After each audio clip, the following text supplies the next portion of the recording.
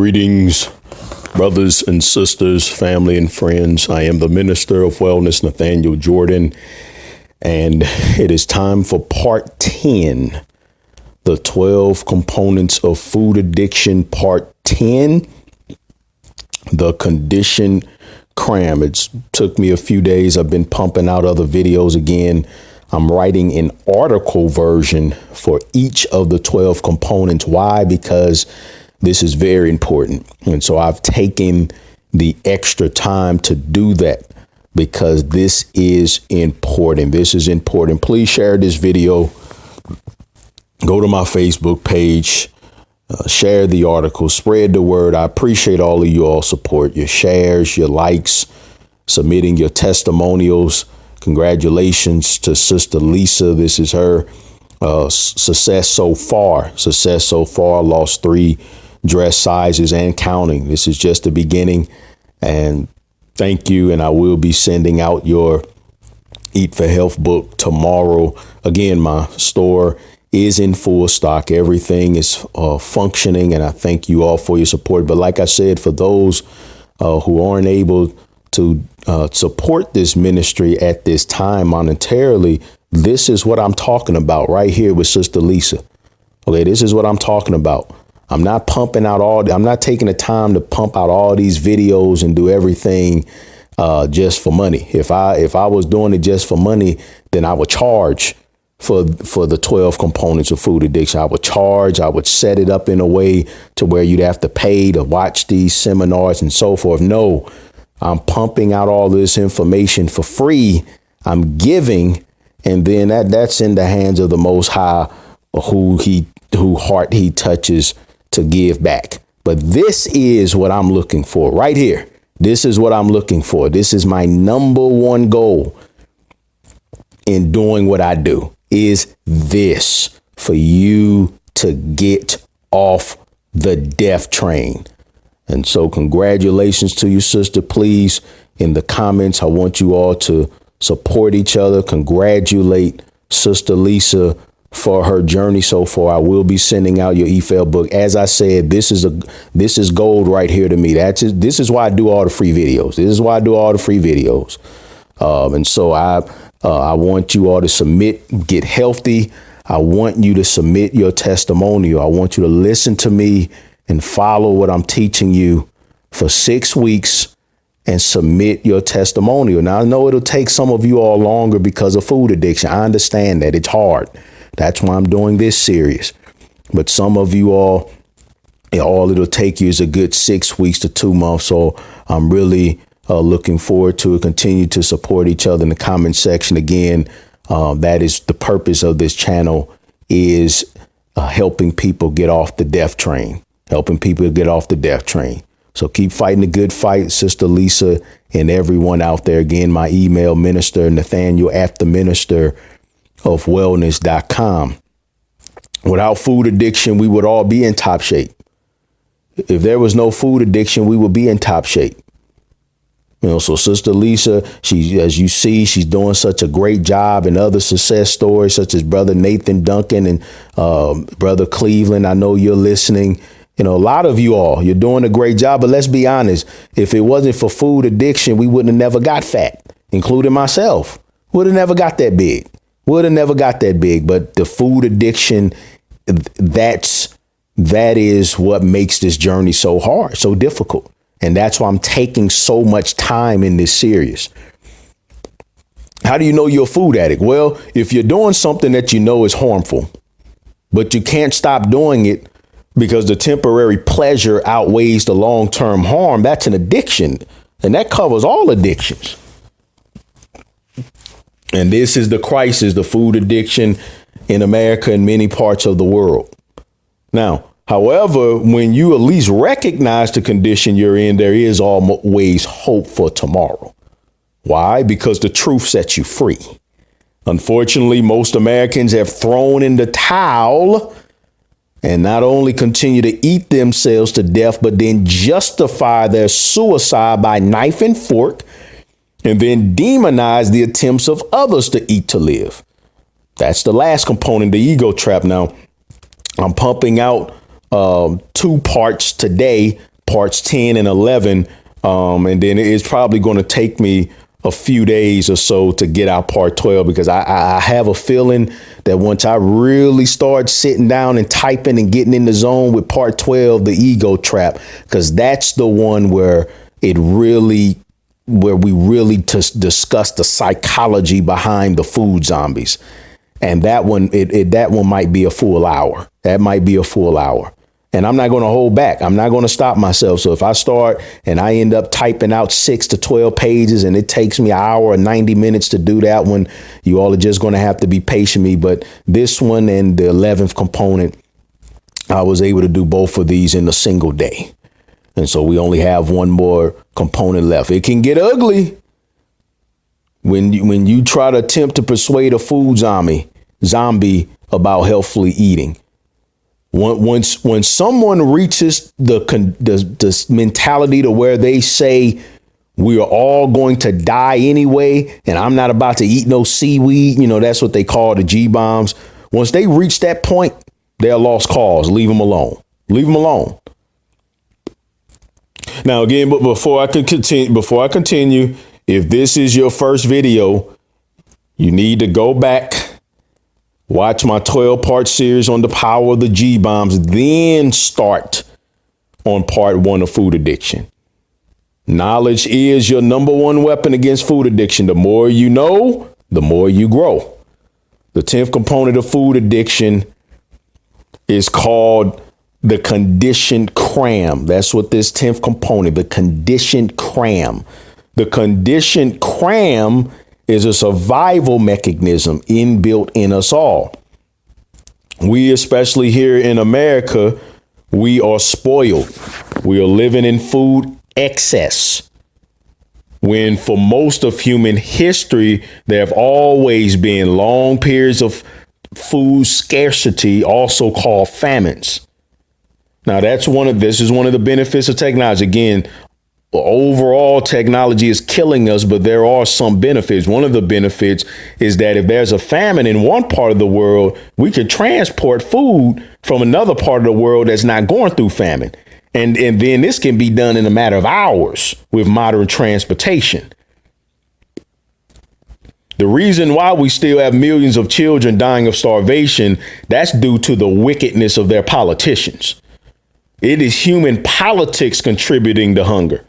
Not a lack of access to food, because we have modern transportation. So this is another reason to go vegan ASAP. But what does veganism have to do with child starvation? It has a lot to do with it, because it is a known fact that in many nations where starvation is widespread, their corrupt governments are utilizing the land to raise GMO crops to feed cows, pigs, and chickens for meat consumption. So yes, every time you eat meat that you don't know anything about, you don't know anything about the history of that animal, most likely you are contributing to the death of a child from starvation. Now, you can keep stuffing yourself with that animal flesh all you want without regards to the global effects of your actions. But the pain and suffering of that animal and the family starving to death so you can enjoy a burger will come back on you. So, yes, what I'm saying is that I would rather be a 300-pound vegan junk food addict than support the evil meat and dairy industries. And that includes seafood too. Watch my video, Go Vegan ASAP, for more details. Watch my video, Go Vegan ASAP, and share it 15 times if you can. Usually the cycle between feast and famine was expected. So therefore our ancestors adapted to upcoming famines by stuffing themselves during the good times. So similar to a polar bear who prepares for the extremes of winter hibernation by somewhat overeating to put on some extra fat. Now, naturally, the best foods to cram are those which contain the highest calories. So high fat foods such as meat, dairy, nuts, and seeds were premium. And then fruits and vegetables high in carbs like potatoes. And remember, carbs turn into sugar. So even though it's natural, fresh fruits and sweet potatoes and so forth, you can technically say they're high sugar foods, beans too. Now, understand this. There was no meat industry thousands of years ago.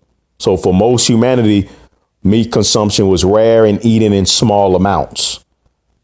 So I have to repeat this over and over for those who have an ear to hear. We cannot compare our lives and our diet or our food system in 2019 to the lives and food of our ancestors in 2019 BC. And even with the cramming back then, it was only temporary.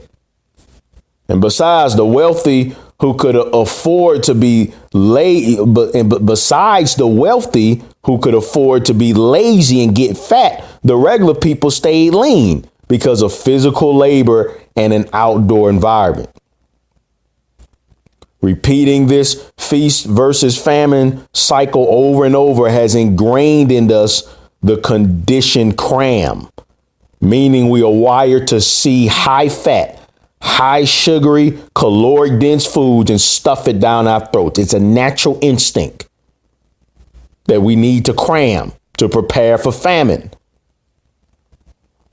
The food industry knows this. Why do you think they load all this junk with salt, sugar, and oils? Because they have studied the human brain and our relationship to food down to a T. It's a science. This is a mad science. It's sorcery. There's an excellent book by Michael Mouse called Sugar, Salt, Oils, and he does an excellent job of highlighting the sorcery of the food industry, even though he doesn't call it sorcery. They call it science. However, let me tell you something. When you add chemicals in food that turns people into uncontrollable food zombies to where they are willing to die of diabetes, then stop eating what's causing the diabetes, that's wickedness. It's sorcery. Okay? And you will suffer the consequences of killing people in the name of so-called science. So the only solution in Michael Moss' book, and I read it a couple times, is excellent. And he mainly taught moderation because he's still a food addict.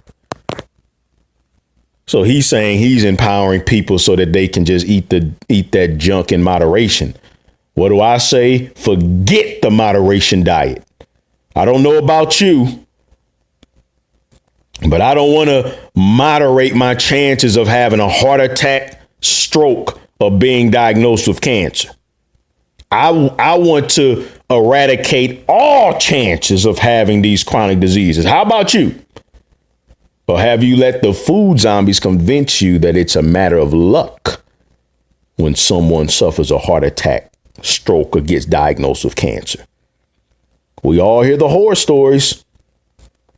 All the horror stories from the zombies about the man who ate perfectly, his entire life. He was perfect, but still dropped dead of a heart attack at age 40. You know how many people, the more the Most High rise me up, you know how many people out there are going to be hoping that that's my story one day so they can use me as an example. And then, of course, we have the good old grandma. Good old grandma. She not only smoked a pack of cigarettes every day, but she ate a pack of cigarettes. And she didn't drink orange juice. She drank chitlin juice for breakfast, lunch, and dinner. And I'm telling you, man, she lived to be 100 years old with the health and strength of a prime Arnold Schwarzenegger. Good old grandma. Listen, you better rebuke those food zombies.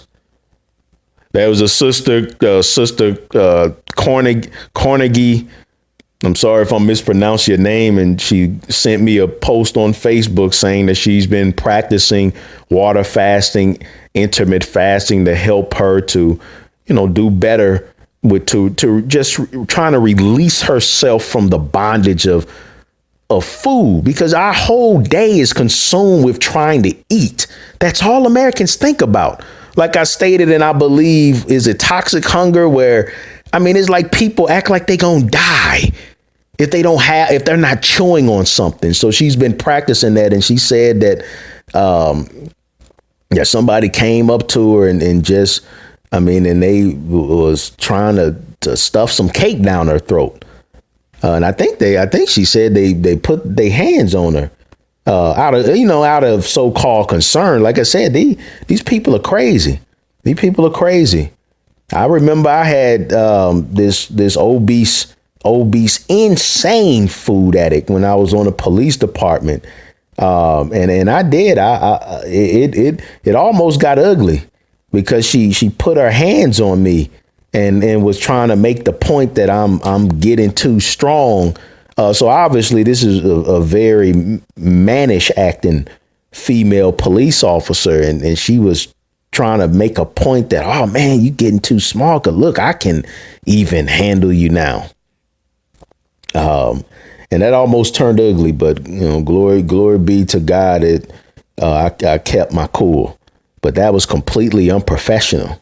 And what that person is doing to you at work is unprofessional. And this is not the only story. This is not the only story. I just don't know how much help you could get if you reported this. I don't know, because who would you be reporting it to? Another food addict, another food zombie? So again, my prayers are with you all. My prayers are with you all. I will never have a heart attack or stroke. I cannot develop cancer. My immune system is too strong. My God wants me to prosper and be in good health because he has great plans for my life. I will be lean. I will live a long life in excellent health. I'm not playing Russian roulette with my life. I will eat and live in a manner to make it impossible for disease to develop in my body. No weapon formed against me shall prosper. Now, if you feel uncomfortable speaking like that over your life, if you have trouble speaking life and prosperity over your life, if you're not completely confident in saying that, you have a lot of work to do. You have a lot of work to do. So if it isn't built in us to cram on calorically rich food, that's what this component is about. It's a natural instinct. Well, how in the world do we defeat the 10th component of food addiction when this stuff is all around us? And for now, there is no regular cycles of feast and famine. Again, there would be, but we have modern transportation for right now. So heck, most Americans, their entire fat, sick lives is one feast after another. That's why the food zombie couldn't stand to see the sister fasting. To her, that's insane. Like, you're forcing yourself not to eat when you don't have to. People are so nuts, they feast all day, all year, and then go on a super feast during the so-called holiday season, which I've renamed the season of gluttony. So what are some solutions? Well, knowledge helps to defeat the CRAM circuit. Knowledge, because unlike thousands of years ago, what is being crammed today is highly processed frankenfoods. Processed foods are linked to every single chronic disease, from mental illness to gout. So, for instance, I'm not cramming on no triple whopper with cheese like I used to. Why? Because I have so much knowledge about the ins and out of that triple whopper. It looks and smells like doo-doo to me. And I will probably throw up if I ate that stuff, because I'm a food expert now. Now, besides being a food expert, This is a solution that I mentioned, I believe, way back in the second component of food addiction, cravings. Keep healthy food on you at all times. Keep healthy food on you at all times. You're much more apt to handle a desire to cram some cookies when you have taken the time to prepare and pack you a cooler filled with delicious fruits and vegetables. Now, snacking is not good, but let me tell you something. I would rather you bake and pack some homemade nutrient-dense cookies sweetened with dates and cinnamon than cram down a bottle of Pringles like a doggone chip monster. Okay, I'll much rather you do that. And yes, you can make healthy desserts. That's why I have the books. The book with the most recipes is the Eat for Health book. It has 150 recipes and then 100 best foods for health and longevity. It has 25 recipes, but it comes with 3-month access to drfurman.com with 1,500 different recipes. It would be great if these death shacks would just go away. Can I get an amen? That would be the best solution. If these death shacks would just go away. Or if the death they served inside would be replaced with the foods that give life. That would be the best solution. Because there's too much temptation out here. It's ridiculous. It is ridiculous to have to fight so hard for a fundamental human right, health. But that day will never come because, listen, even as the world slowly inches towards veganism, and Sister Williams, who follows the channel, you know what I'm saying is true. Even as we inch towards veganism, the vegan food is still junk. It's still junk. Why? Because it's human nature to want fried, oily, fatty, sugary, salty foods. Remember what I said in the last part, laziness, the populations, the blue zones, which have historically lived long, healthy lives. Remember, they were forced into excellent health. They were forced. Their environment forced them to be healthy. But as soon as Western culture reached them, as soon as the option to eat themselves to death was presented, what happened? Well, now they fat and sick like everyone else. So as I said, many are called, but only a few will be chosen to escape the death train. I'm no fool. I'm no fool. Even if I was world famous, does that mean everybody would eat like me? Absolutely not. Why do I say that? Well, look at Dr. Oz and Tom Brady. Which one of you all listening have never heard of Dr. Oz or Tom Brady? I'm pretty sure everybody, even if you don't like football, remember, I don't have time to watch sports. I know who Tom Brady is. I know who Dr. Oz is. They're super famous. Yet, how many Americans eat like them? And they both advocate a plant-rich diet. I don't believe they're strictly vegan, but they're very close. And only a tiny percentage of Americans come close to eating like them. And they're rich and famous. Food addiction is a 12-headed monster.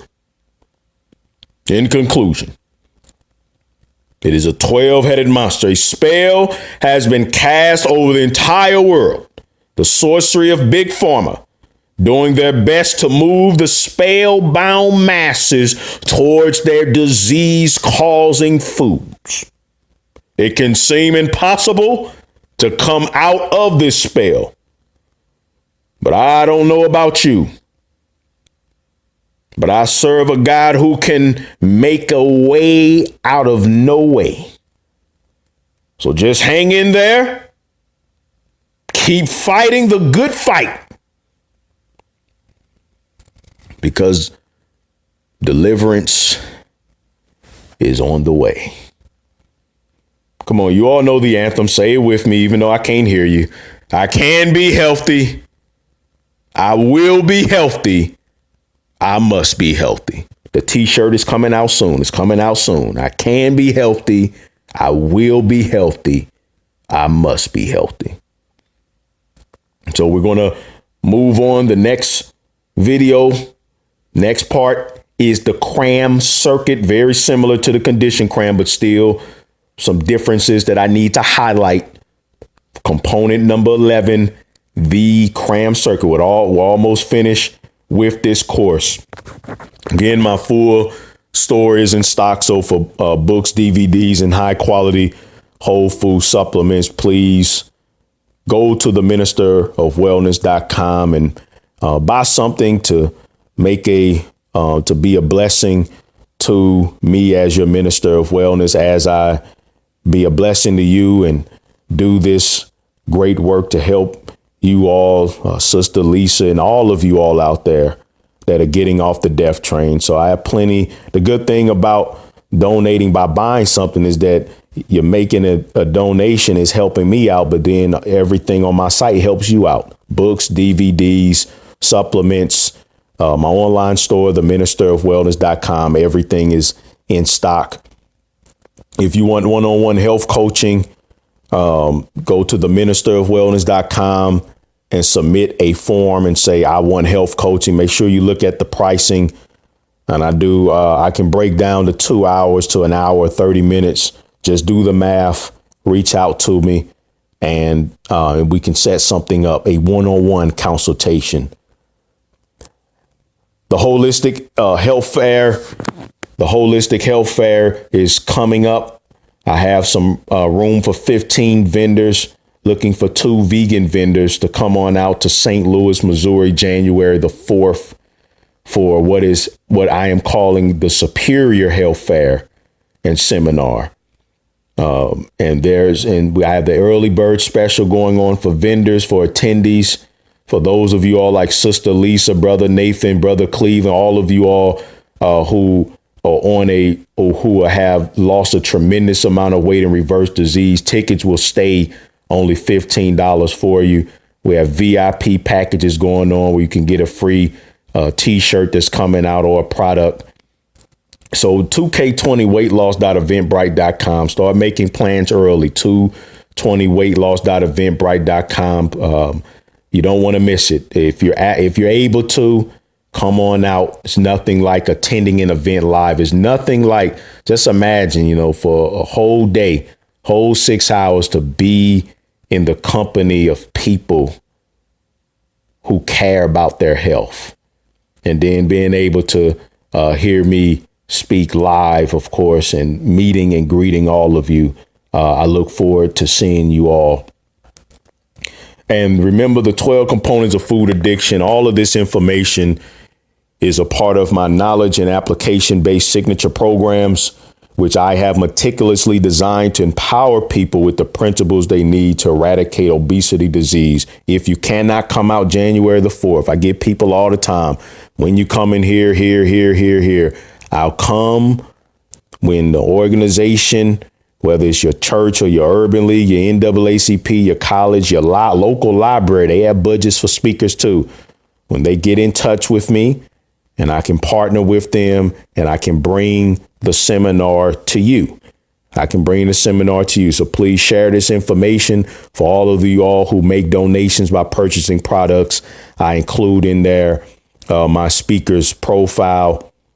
And also remember to, you can also make a donation for a lesser amount through Cash App, $ Minister of Wellness, Cash App, $ Minister of Wellness. Thank you all in advance for your support. I hope you live a long life in excellent health. Let's move on to part 11, the CRAM circuit.